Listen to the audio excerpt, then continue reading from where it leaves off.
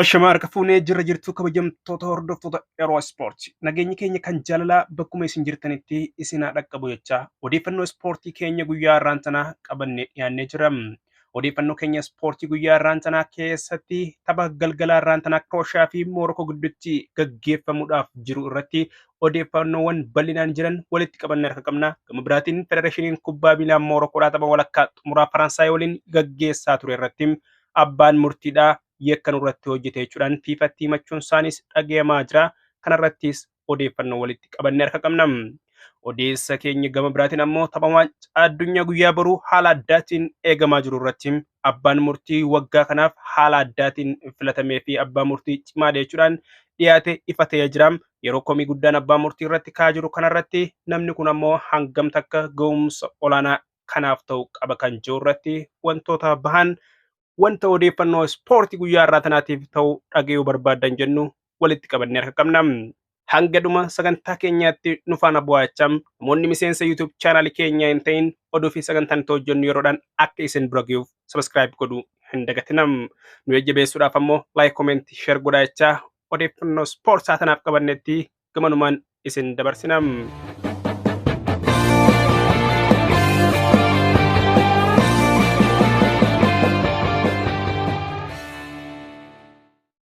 Tapha waancaa addunyaadhaa Qataritti gaggeeffamaa jiruun guyyaa har'aan tanaa Krooshiyaa fi Moorokoo gidduutti taphni sadarkaadhaaf kan gaggeeffamu ta'uun haala addaatiin eegamaa jira. Galgala har'aan tanaa sa'aatii 12 irraa eegaluun taphni biyyoonni lamaan sadarkaa sadaffaadhaan xumuruudhaaf taasisan haala addaatiin addunyaa irratti eegamaa kan jiru waggaa ta'u. Kirooshiyaan yeroo shaniif waancaa addunyaa irratti hirmaachuudhaan waancaa addunyaa 2020 akka Raashiyaatti gaggeeffame irrattis xumuraaf kan geesse waggaa ta'u. Tapha sana irratti Faransaayin injifatamuun isin yaadatama. Moorokoon ammoo seenaa isii keessatti yeroo jalqabaatiif sadarkaa sadaffaadhaaf xumuruudhaaf kan falmattu waggaa ta'u. Moorokoon ciminnii fi ga'umsi isiin barana argamsiiste sadarkaa sadaffaa miti. Waancaa fuunni malaaf jechuudhaaf xiyyeeffannaan hedduun kennamaaf kan ture ta'us tapha galgala kanarrattis deeggarsa guddaa addunyaa irratti biyya qabduu fi haala addaatiin kan eegamtu taatee mul'ataa jirti. Odeeffannoo biraatiin ammoo Moorokoon tapha walakkaa xumuraatiif Faransaay waliin gaggeessite irratti murteessaa abbaa murtee ta'uudhaan kubbaa san nama isaan taphachiise irratti komii kaasuun dhagahame. Federeeshiniin Kubbaa Miilaa Moorokoodhaa murteessaa kubbaa miilaa tapha Moorokoo fi Faransaay ta'uudhaan kan isaan gaggeessaa ture irratti komii isaanii kaasuun kan dhagahame waggaa tokko komii kanaas dhaabbata kubbaa miilaa addunyaa hoogganu fiifatti galchuun isaanii dhagahamaa jira. Tapha yeroo jalqabaaf Moorokoon biyyoota Afrikaa irraa walakkaa xumuraaf geesse kanarratti Faransaayinn 2-2 kan mo'amte waggaa ta'u. Faransaayif Hernaandeezii fi jijjiiramee kan seene Raadaal Kool Mulaawaan goolii galchuudhaan kan isaan galchii lamaan injifatani. Gareen Moorokoo murteessaan lammii Meeksikoodhaa Teevee Raamos boqonnaa dura taphataan Faransaay Hernaandeezii fi kan Moorokoodhaa Soofiyaan Buffalaan waliin yeroo walitti bu'anitti penaaltiin nuuf kennamu qabaa kan jedhan waggaa ta'u. Haa ta'u malee murteessaan taphaa akka taphataan Moorokoo Buffaalaan akka inni dogoggora taphaa raawwatetti murteessuudhaan kaardii keelloo kan kenneef waggaa ta'u. Yaada Moorokoodhaa kana qaamoleen walabataanis hedduun isaanii ni deeggarani.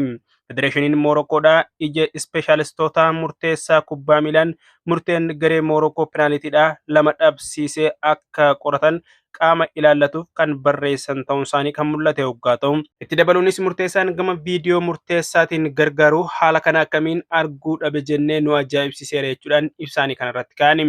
Xiinxaltoonni kubbaa miilaa muraasni murteessaa viidiyoo yeroo kana gidduu seenuu dhabuu isaa akka malee bitaa kan itti seene ta'uu kan kaasan waggaa ta'u. Akka kiyyatti Moorokoodhaaf penaalitiin ni malaaf jechuudhaan taphataan cimaan duraanii Ingilaandii Kiriis Saantoosiin dubbatam. Xiinxala kana itti isaan duraanii Ingilaandii Riyoo Fernaandilleen itti kan waliigaluu waggaa ta'u. Buffaaliif penaalitii ta'a malee inni badii raawwate jaamee gonkumaa hin yaadamu jechuudhaan taphataan duraanii Maanchister Yuunaayitid dubbatam. BBC'n mormii Moorokoo ilaalchisuudhaan fiifaan yaada akka kennu gaafachuu isaa kan beeksise waggaa ta'u. Leencota Atilaas jaamuudhaan kan beekaman taphattoonni garee Moorokoodhaa guyyaa har'aan tanaa Kirooshiyaa waliin sadarkaadhaaf kan taphatan waggaa ta'u. Beeljiyeem, Ispeen, Poorchugaal injifachuudhaan sadarkaa kana kan geesse Moorokoon yoo injifatte biyya Afrikaa jalqaba waancaa addunyaa irratti naasa argatte ta'uun ammallee seenaan haaraa dabalama. Abjuun Moorokoon waancaa addunyaa bara 2022 Qatar keessummeessaa jirtu fudhachuu hin milkoofne garuu biyyattiin gaddaa hin jirtu sirumaa'uu garee biyyattiitiin ammallee boonaa jirti. Hooggantoonni biyyoota biroolleen osoo hin hafin ga'umsa garee Moorokoo agarsiisan dinqisiifachuu irratti kan argaman hoggaa ta'u, pirezidaantiin Faransaay Imaanu'eel Maakiroon gareen kubbaa miilaa Moorokoo dorgommii waancaa addunyaa irratti seenaa dalagdan jechuudhaan seenaa kanaaf galateeffatan. Michuuwwan keenya warri Moorokoon sadarkaa miidhagaa kanarra dhaqqabuu keessaniif baga gammaddan kubbaa miilaa keessatti seenaa guddaa daleedan jechuudhaan Imaanu'eel Maakiroon dubbatanii. Pirezidaantiin Ameerikaa Joon Baayiden milkaa'inni gareen kun goonfate wayita ilaalamu qalbii namaa kan booji'uudha kan jaan hoggaa ta'u taphataan sarara fuuldura Faransaay Kiliyaan Mbappeen waa'ila isaa kilaba kubbaa miilaa Faransaay PSG'tti taphatu Ashraf Hakimiin akkas jee ture. Namni kamiyyuu kan isin hojjettanii ni boonam seenaa hojjettanii kan jeen hoggaa ta'u leenjisaan Moorokoodhaa Waliid Regragui seenaa hojjetame jaamanii kan leellifaman Regragui milkaa'uudhaaf waan danda'an hunda hojjechuu himanii. Taphattoonni koo ga'umsa agarsiisaniin garee Moorokootti maqaa gaarii horan kana fudhachuun ni jabaatam. Isaan silaa galmee seenaa irra deebiin barreessuudhaaf yaadanii turanii kan jiru leenjisaan kun. Waancaan addunyaa raajii hojjechuu qofaan hin injifatamu cimanii hojjechuu qofaan milkaa'am kanarratti cimnee hojjenna jechuudhaan kan leenjisaan kun dubbatanii. Tapha gareen kun guyyaa san gaggeessan hanga ammaatti addunyaa irratti mata dureewwan oduu cimaa kan ta'e hoggaa ta'u kana bu'uura godhachuudhaan taphni galgalaa irraan tanaa Krooshiyaadhaa fi Moorokoon waliin gaggeessaniif miira olaanaadhaan kan eegamu ta'uun gamanumaan tilmaamamaa jira.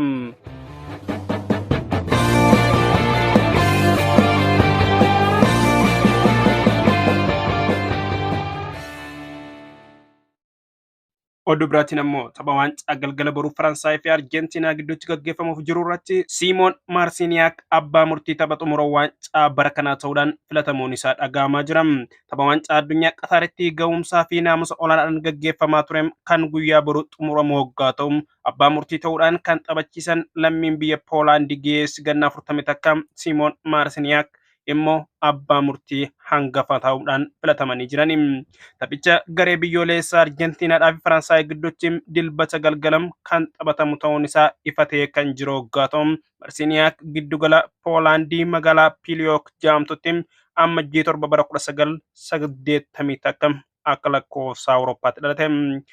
Waggaa 20 takkatti hojii tajaajila abbaa murtummaa kubbaa miilaa kan jalqabe hoggaa ta'u bara 2010 akka lakkoofsa addunyaatti ija waldaa kubbaa miilaa addunyaa FIFA keessaa ba'uudhaan baruma kana filatame maqaan isaa abbootii murtee gurguddoo piroofeeshinaala FIFA keessatti galmaa'e tajaajila abbaa murtummaa kennu kan eegale. Ammaan sana ammoo daranuu itti caalee nama jabaa ta'uudhaan deemaa jira. Tapha waancaa addunyaa 22ffaa boru dirree kubbaa miilaa daawwattoota 80,000 qabatu. Lusaayil jaamutti bifa addaatiin taphatama jaamee addunyaa irratti haalaan eegamaa jiru kanarratti abbaa murtii gameessi kun naamusa olaanaadhaan ni gaggeessu jaamee haala addaatiin eegamaa jira. Maarsiiniyaak abbaa murtii ejjennoo addaa qabu akka ta'es kan himamu hoggaa ta'u bara faranjoota kana qofatti taphoota 15 gaggeessee kan jiruu fi kaardii keelloo 35 fi diimaa tokko taphattoota naamusa cabsan irratti luqqisee kennuun isaa maqaan isaa kaa'am. Taphoota hanga ammaatti gaggeeffamaa jiran kanarratti yeroo hedduu komiin abbaa murtiitiin ka'u biyyoota adda addaa irraa kan Moorokoon amma kaasaa jirtu kana dabalatee kan mul'atu ta'us garuu abbaan murtii ammaan tanaa kun tapha guyyaa boru gaggeeffamu kanam haala addaa fi ga'umsa olaanaadhaan ni gaggeessa jaamee gamanumaan eegamaa kan jiru. Kabajamtoota hordoftoota keenya odeeffannoon ispoortii keenya satanaaf qabannee dhufnee hanga dhuma sagantaa keenyaatti nu faana turuu keessaniif galatoomaa isiniin jechaan sagantaa fi odeeffannoo ispoortiitti aanuun hanga walitti deemnutti nagayaan nuuf turaa.